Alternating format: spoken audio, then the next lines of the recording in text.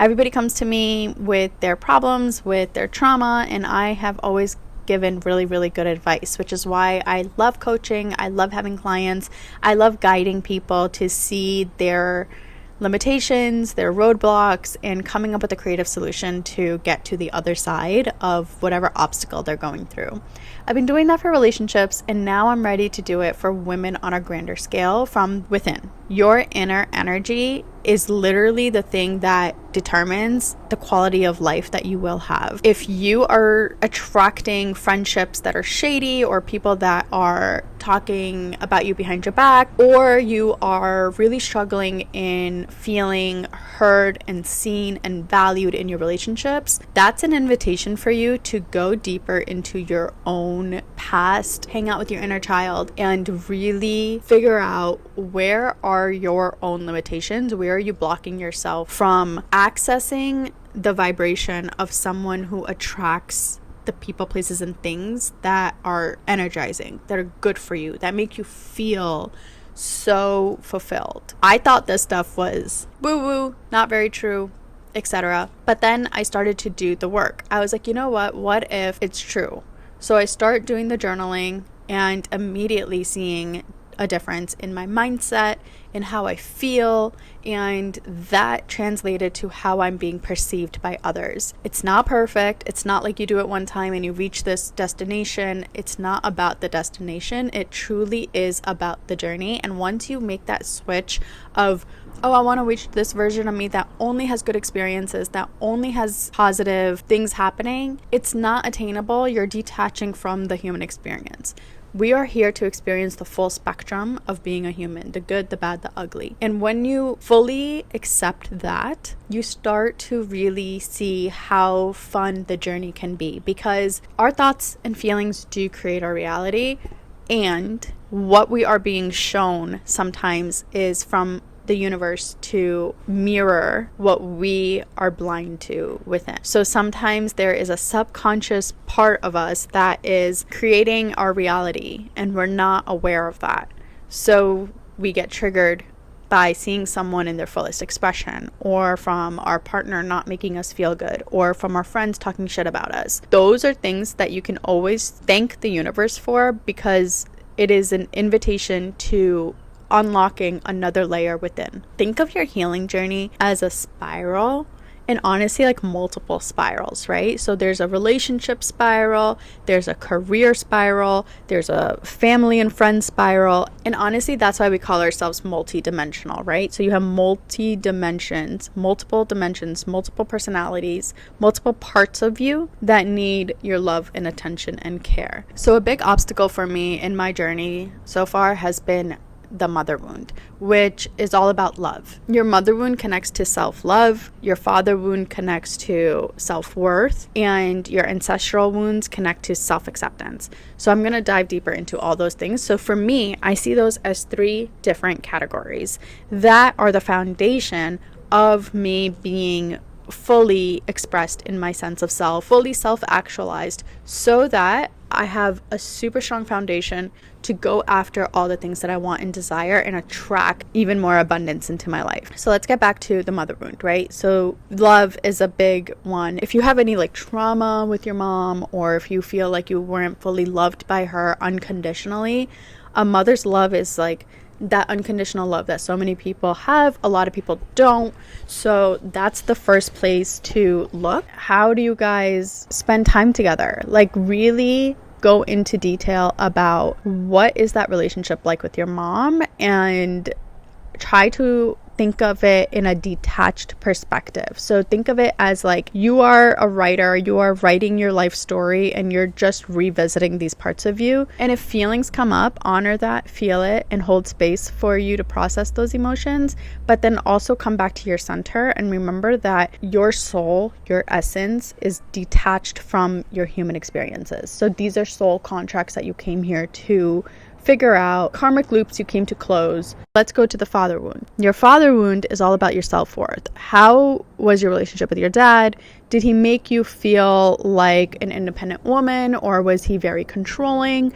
Or on the opposite end, did he neglect you, or was he a narcissist and now you're attracting men that treat you the way your dad treated you? So once you get radically clear on your relationship with your caregivers, it really changes the game for you showing up in beautiful relationships and friendships and connection with others. What a lot of people miss also is the ancestral wound and the past life stuff. A lot of our limitations from becoming fully expressed come from our ancestral wounds, where, like, for me, I'm South Asian, so a lot of my wounding comes from me not feeling good enough to feel a sense of belonging in this country, or just like autonomy over my own body. So a lot of my body stuff comes from my ancestral wounds. So get curious about your life and your journey. So ask your parents, like, about your grandparents if they're not alive anymore, and ask them, you know, what was their life experience like? How old were they when they got married? Where were they when they got married? Or what were they experiencing when they were raising their kids? Like, where did they live? Was there war going on? What were there obstacles that they were going through? So that you can get a better mental picture of their story and take that experience and be like, okay, are there any parts of me that feel victimized? I like to break up the healing journey, the mother wound, the father wound, ancestral wounds. And then once you figure those out, you actually get to have a stronger foundation so that whenever you are experiencing life in general, you are able to go back to those three things and be like, okay, is this coming from my mother wound, my father wound, or my ancestral wounds? And if none of the above, which is fine too, it could just be a life experience that you're experiencing. Maybe it has something to do with your inner child upbringing, where like a sibling or a teacher or a friend or a peer may have done something or said something that made you feel some sort of way that you've picked up, and you put it in your back pocket, aka your subconscious programming, so that you didn't have to face it. So for instance, if a teacher was like, oh, you're talking too much, you may go through life feeling like every single time you talk too much, you feel this burden or you feel this sort of way.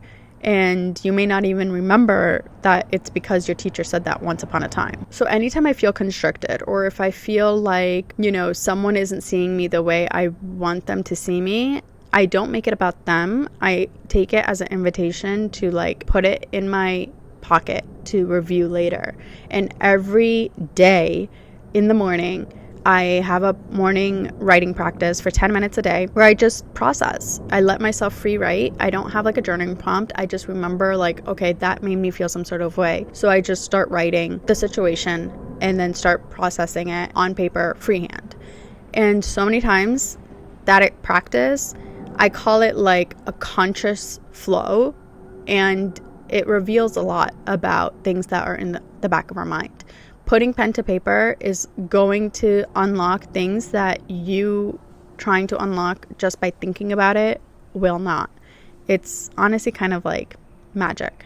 So if you have like a creative writing practice, this is also a really good way to unlock things in your deep in your subconscious, or like process things that you're feeling, and you get to share it. Put it on Medium, put it on Substack, build a community if you feel called to.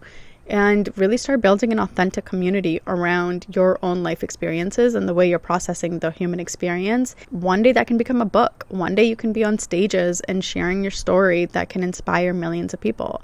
So really try to see your life experiences as you writing a story. We have these karmic loops that we're here to break so that we can set ourselves free. If you're repeating a pattern, just remember that once you have your rituals and your practices in place, say you have a writing practice, say you have, maybe it's creating content authentically on TikTok, whatever suits you in a way to release what you're stuck in is truly the way to not only heal, but also build a community at the same time with people that are struggling with the same thing. One day you can start coaching others, or you can unlock your own gifts, whether it is a spiritual gift where you are helping others heal, or you have a magical gift writing that you never knew because you never explored it, or it's painting. Whatever process you use for healing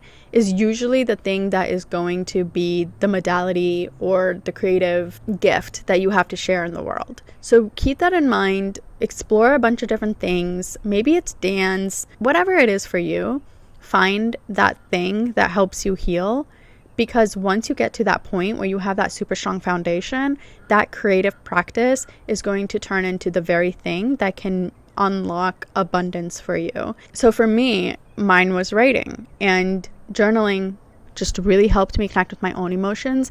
And now, honestly, I think I have this amazing gift where my words hold so much power, and they really help people feel seen and heard and valued. And it's been really fun to explore that as a modality. And now I'm writing my book. So just know that when you're on your healing journey, you're going to have things that feel like mountains that you're trying to climb, and it's going to feel like it's impossible. But if you keep your modalities, your practices, your rituals that really help you connect deeper with your own self, you can overcome anything and everything. It may take some time, and it may take some practice, and it may take, that same wound being triggered over and over and over again until you finally break that karmic loop. But it's possible, and it's why we're here. So know that, have faith in that just don't ever give up on you. Always continue to pour into yourself and make that practice connecting with yourself something that is sacred, something that's a non-negotiable. Think of it as something that can unlock the life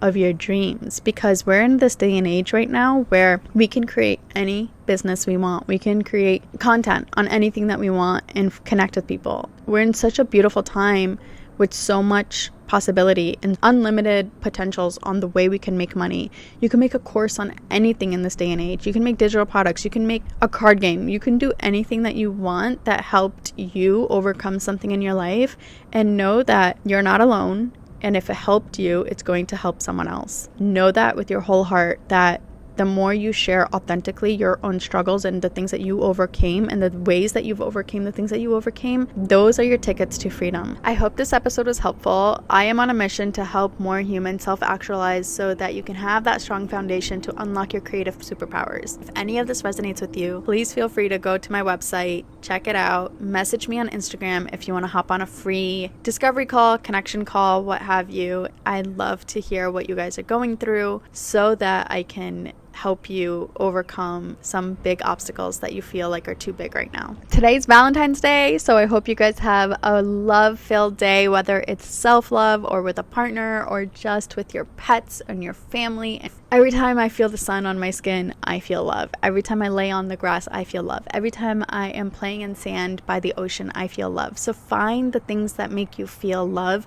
other than just a romantic partner, because yes, I have that too, and it is amazing.